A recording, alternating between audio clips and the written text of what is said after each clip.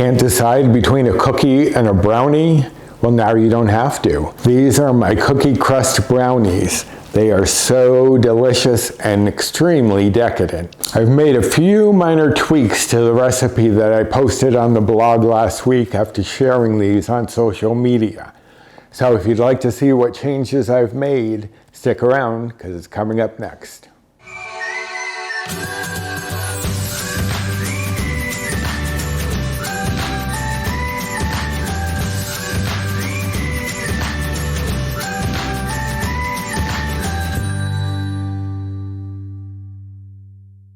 Hello and welcome to my kitchen. My name is Roy. I am a home cook and amateur baker, and I am here on this channel sharing recipes that have helped me to lose over 125 pounds, whether those recipes are mine or someone else's. And surprise, surprise, today is one of mine. If you follow me on social media, on Instagram or in the Facebook groups, I posted a picture of this recipe when I first came up with it. And then people were eager for the recipe, so I wrote it up, put it on the blog. But I am making a couple of minor changes to the recipe that I've posted on the blog already, just to see how it works, not to necessarily alter the recipe. The recipe is great as it is.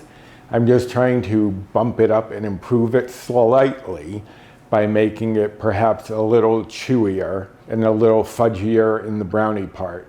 But I will go over those changes that I've made, and it's only two minor changes, one to the cookie layer and one to the brownie layer.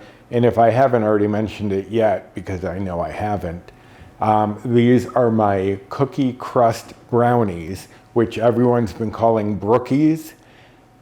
But I always thought Brookies were more like a brownie that was shaped like a cookie, but I am taking the name anyway. Brookies, Cookie-Crust Brownies, whatever you want to call them. They are delicious. They are a nice sweet treat. And they are fairly low in bites and points and calories. So we will be going over that later. The first thing I wanted to do, because you see I don't have any of the ingredients out, but I do have my 9-inch pan. Now you could probably get away with an 8-inch pan if that's all you had. You would just have to bake a little longer. But I did do this as a 9-inch pan. And what I'm going to do is show you how to line it with parchment paper, because if you want to have that extra insurance, some people may not know, and if you just try to cram it in there, you get all these crinkles and it's not pretty. So we want to make it pretty as well as delicious. So I am going to show you, I have my cooking spray because we are going to spray the pan lightly just because we want the parchment to stick to it.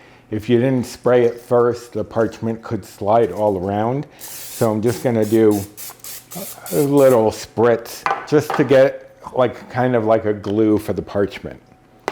Now to cut the parchment paper, I'm going to center the paper and put the pan in the middle. And then the easiest way to do this is to just cut from the long edge towards the point of the cake pan. If my hands stay steady and I can get this done, just one cut on each side, spin it around, and you can see here where I've cut them, and then cut on this side as well. Come on, hands. It's not even my hands, it's more my arms. Wanna spasm on me. All right, so each side has their cuts. Now I'm gonna take this out, and I'm just going to increase the cut a little bit because I obviously, with the pan in the way, couldn't get as close in as I want.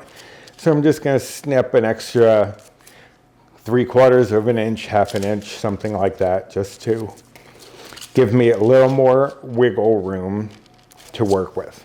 Then I'm going to take the end, the shorter end, and fold that over so I can get a crease in here, which will make it easier to sit in the pan.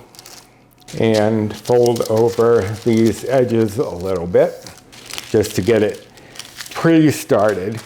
I'm going to take the pan and sit this in. What I'm going to do is put these long edges behind the short edges here, because if you put them in front, the paper can get stuck inside the cookie or brookie, what have you. So you're just going to play around with this and push it into the corners and adjust as you need to. You shouldn't need to cut anymore, but if you do, you can always just pull it up a little bit and tear it. But there you have it, perfectly lined so that it's ready for our cookie layer, because that is the first layer we are going to be doing. So let me grab those ingredients and we will get started. Okay, so for our cookie layer, let's go over the ingredients. I have 3/4 of a cup of all-purpose flour, 1/3 cup of brown sugar replacement. I use Swerve. To me, it's the most like brown sugar. 1/4 cup of granulated sugar replacement. Now, the reason you use both sugars is the brown sugar will add a little moistness and chewiness, where the granulated sugar will offer more crispiness and help it to spread. So that's usually why you'll see different types of sugars in a cookie. I also have 1/4 cup of light butter. I did try swapping this out with pumpkin and applesauce. It really didn't help with the bites or points, and the texture wasn't exactly what I wanted. I wanted something more that you would get with butter. So the light butter, actually 1/4 cup, is just fine, doesn't affect the bites or points really in the overall scheme of things. Now here's where I made the one change to the cookie crust. I have 1 egg, which was in the recipe, but I'm now adding 1 egg yolk, because an egg yolk will give it more of a moistness, a chewier feel. So I'm hoping that by adding an extra egg yolk, it will give me the texture that I'm looking for. As I said, it was fine as it was, but I just wanted something a little more chew. So I figured I would experiment here with you. The recipe is going to stay as it is unless I find that this is really a big improvement. I have 1/2 teaspoon of baking powder, 1 teaspoon of vanilla extract, 1/2 teaspoon of salt. And here I have an optional ingredient. You don't have to include these, but I have 26 grams of Lily's chocolate chips. I'm using the semi-sweet, which is more what you get in a chocolate chip cookie. But I've also chopped them because I want them to be able to disperse throughout. I didn't want there to be a few chips here and there. I wanted them to spread throughout the dough, throughout the batter. It looks more like a batter when we get done. So you can see I just chopped them up roughly. Some pieces are a little bigger than others, but there are no whole chips in here. So that's 26 grams, because adding any more started to alter the bites and points, which, you know, I try to keep my bites and points, especially for my desserts, as low as I can get them. So first thing first, we're going to take the flour and whisk in the salt and the baking powder. Now, if you are using self-rising flour, you do not need to add in the baking powder or the salt. But since I am not, I'm just going to whisk this all together. Okay, so that's pretty good. Now what I'm going to do is take my light butter and I'm going to put it into a medium-sized bowl. I don't know why I didn't put it in the medium-sized bowl to begin with, maybe because that would have looked like there was way too big of a bowl for the amount of butter, I don't know. And what we're going to do is we're going to microwave this in 2 30-second bursts.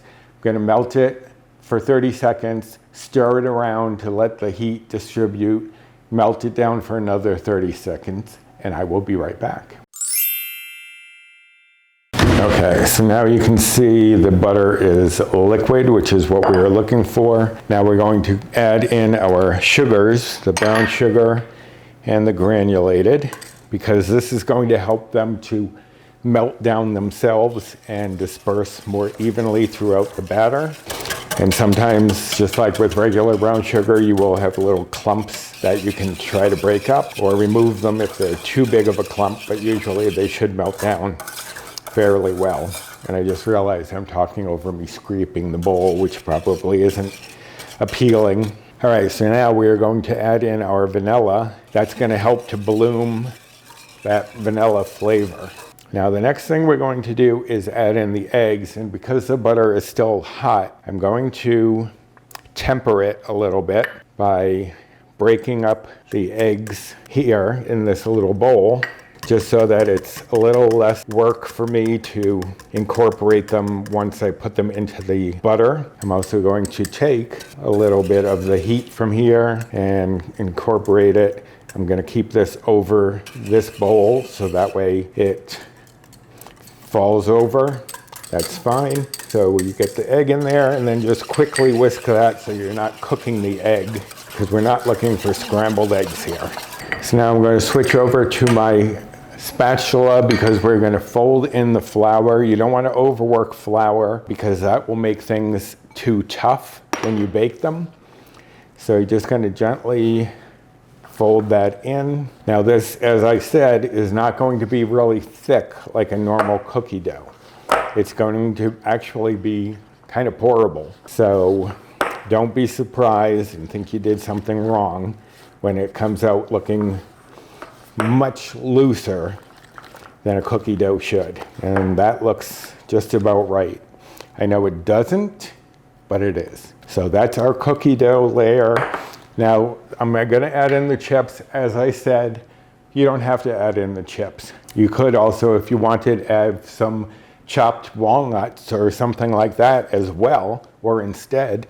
It's your cookie, your call. But the bites don't change for a single brookie if you don't add the chips. So they're still going to be the same bites. It's only when you have two that the bites will, or points will actually change. I'm on the Healthy Better Balance plan, which is equivalent to the old WW Blue plan. So those are the bites and points that I'm referring to. So now we have our very wet looking dough. Going to bring in our pan and we are going to pour this right in. And you want to get as much of that out as you can because you are spending the points and bites on it. You might as well use them. Okay, so now we're going to spread this out into the corners and see, because I sprayed the pan before adding in the parchment isn't sliding all over the place as it would have otherwise. So you just want to spread this out to the edges and the corners. So what we're going to do is give it a little shake, couple taps. Now this is going to go into a 350-degree oven for about 7 to 10 minutes until it looks like it's starting to set. Then we're going to take it out, let it cool down a little bit as we prepare our brownie mixture. So let me get this in the oven and I will let you know how long it took once it comes out. All right, so there you have it. The cookie is starting to set. It's still very shiny, but if you move it, it slides slightly on the top, but it will continue to cook a little bit in the pan as it sits here, and we make our brownie batter. So for the brownie batter, I have here 1/4 cup of almond milk and 1/4 cup of sugar-free chocolate syrup. I use the Hershey's Zero Sugar, and I just put them both in the same container so that they could come to room temperature at the same time. The eggs and the milk, the pumpkin, everything is at room temperature, as were the ingredients for the cookies. I have here 3/4 cup of flour, and here's where I made the change to the brownies. To try to get them a little fudgier, I reduced the flour by 1/4 cup. May or may not make any difference, but I decided I was going to experiment, as I said, and where better to experiment than on camera. So I did reduce that by 1/4 cup. I do have 1 cup of unsweetened cocoa. I prefer using Dutch process. It just has less of that bitterness, but you can use any that you like. I have here 3/4 of a cup of pumpkin puree, not pumpkin pie mix, which already has sweeteners and all that stuff mixed in there. This is just puree. I have 1 cup of granulated sugar replacement. Again, I'm using Swerve, and 1/2 cup of the brown sugar replacement. 3 eggs at room temperature, 2 teaspoons of vanilla extract, 1 teaspoon of salt, and 1/4 teaspoon of baking powder. You don't need a lot of baking powder in a brownie if you want it fudgy. If you wanted it cakier, then you would probably bump up that by another 1/2 teaspoon or so. But we want ours to be as fudgy as we can get it. So first things first, we're going to take a small bowl, move a couple of these things out of my way, and we are going to just bring together the flour, the cocoa powder, the salt, and the baking powder, and we're just going to whisk that together until we get one uniform color. You don't want it as brown as it is now, because that means that the flour has not dispersed throughout. So let me whisk this up to lighten up that brown, and then we will move on. Okay, so you can see that the chocolate has lightened up here. The flour has been dispersed throughout. So set that off to the side for a moment and bring in my big bowl here. So in here, we're going to add our chocolate syrup and almond milk, our pumpkin puree, and then we're just going to whisk that together. It's all going to be just one smooth mixture looking like a very soft pudding at this point. Move these out of my way.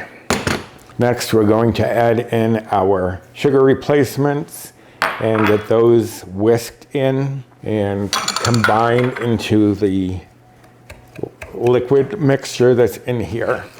As I've said in many other recipes, sugars are often considered part of the wet mixture because they dissolve into the wet, as opposed to like flour, which would become something totally different.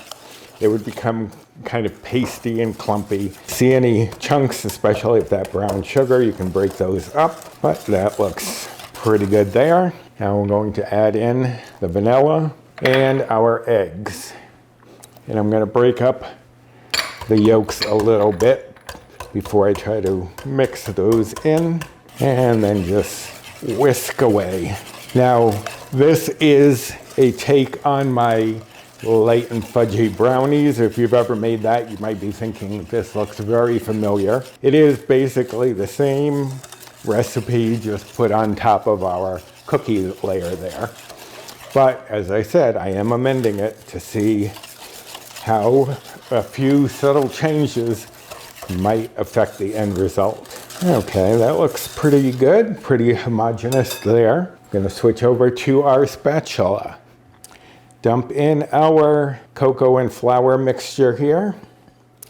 And again, we're just going to fold this in, especially cocoa powder does not like to get wet. So if you tried to stir it in really quickly, the dust would fly all over the place from the cocoa powder. So you want to be a little more careful this way, less this time because of the toughening of the flour, which is something to consider, but also because you don't want a whole bunch of dusty cocoa powder riding around until it gets incorporated. So we're going to slowly start to blend that in, and there it goes, it's going in. So now we can get a little more aggressive. You don't want to be too aggressive. You just want to mix this together just until you don't see any dry bits of flour and cocoa anymore. And if you see any big clumps, you can just press down on them like that. There is our brownie layer. All right, so let me clean up a little bit before we move on adding this to our cookie layer. Be right back. Okay, so we have our cookie layer here. It's still warm, but you can touch it. It's not going to be a problem. Now we're just going to pour, as carefully as we can, our brownie layer on top. Now we're just going to spread that as evenly as we can over the cookie layer, the cookie crust, and make sure you get it into those corners, because that's where it tends to want to pull away from. And over in this side, some of the cookie layer did bulge up a little bit, but that's fine. Just cover it up with the brownie layer. That looks pretty good there. So now this is gonna go into the oven for another 30 minutes or so. I'm gonna check it probably first around 20 minutes and then every 5 minutes. Because you want this to come out with a few moist crumbs from the brownie layer on the toothpick. You don't want it to be too dry. So let me get this in the oven, and pretty soon we will be having our Brookies. Okay, so there we have our brownies. Now mine actually took about 38 minutes until the center was no longer coming out wet. But let me show you what it does come out to look like. It will be moist. You can see there is moist batter on there, but it will continue to cook somewhat in the pan. Now we have to let it sit here for about 15 to 20 minutes before we remove it from the pan. So I will let this set, take it out, cut it up, and I will be back with all those nutrition facts. Okay, so there you have them, my cookie crust brownies, or as other people are calling them, Brookies. I have also made one other change to the recipe. I changed the serving amount. I, as many of you probably know, enjoy a generous portion for dessert. And Paul wanted something smaller, and I actually had to agree with him. These are very rich. So having the servings of 12 was just slightly too much. So I changed it to serving 16, so it'll make 16 squares. Now on the website right now, on my blog, it does list it as 12. I will leave that information there in case anyone does want to make it as 12, but I will also include serving 16 and what those bites, points, and calories are. Now I calculated them with and without the chocolate chips, as I said, and there wasn't really that much of a difference. So it's your call whether you add the chocolate chips or not. I think it enhances that chocolate flavor, but you do as you want to do. So for one of these little cookie crust brownies, it's only 2 Better Balanced bites or Old Blue Points. If you wanted to have 2 of them, it would do that weird healthy WW math where it would jump up to 5 bites, but still not too bad for 2 of those brownies. Now the calories with the chocolate chips are 106, and if you're following macros, the fat is 4.4 grams, the carbs are 36.2 grams, the fiber is 3.3 grams, and the protein is 4.3 grams, and that's serving 16 and with the chocolate chips, the sugar-free Lily's chocolate chips. Now, if you didn't want to use the chips, it would still be 2 bites for one of these, but it would go to 4 if you had 2. So it does make a slight difference there. And if you're following calories, the calories only drop by 6 to 100 exactly. And if you're following macros, the fat goes to 3.9 grams, the carbs go to 35.2 grams, the fiber goes to 2.8 grams, and the protein goes to 4.2 grams. And that is, again, without the chocolate chips, the sugar-free chocolate chips. So we did try these after dinner, and they were definitely a bit richer, more moist than they were previously. So I am going to leave the changes that I've made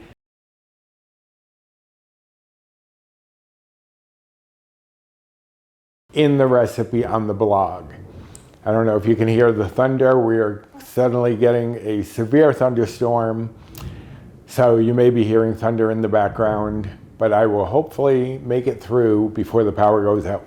Also, if you wanted, you could use all granulated sugar replacement rather than trying to get the brown sugar replacement. That's your call. It will just affect the texture somewhat because there will be some loss of some of that moistness that you would get from the brown sugar. But you do as you want to do. If you want to serve these as serving 12, you go right ahead. I think I'll stick with 16. That's a pretty decent size for a snack and only 2 bites. So, well worth it. So I hope that you enjoyed this. I hope you will give these a try. I know some people, after seeing my Instagram and Facebook posts, did make them. And you can still make them with the original recipe if you'd like. That is your call. I'm just making those 2 small changes and then changing the serving size. But I'm also, as I said, going to leave the other serving size for 12 in there as well. Now the recipe for this is, of course, on my blog, and you can find a link directly to this recipe down in the description box. Also down there you will find other things like my Amazon storefront, my recipe blog itself, my Fetch rewards, my Instagram, my Facebook groups, what have you. There's a lot of great information down there. Also, the blender that I did a review on about a week ago.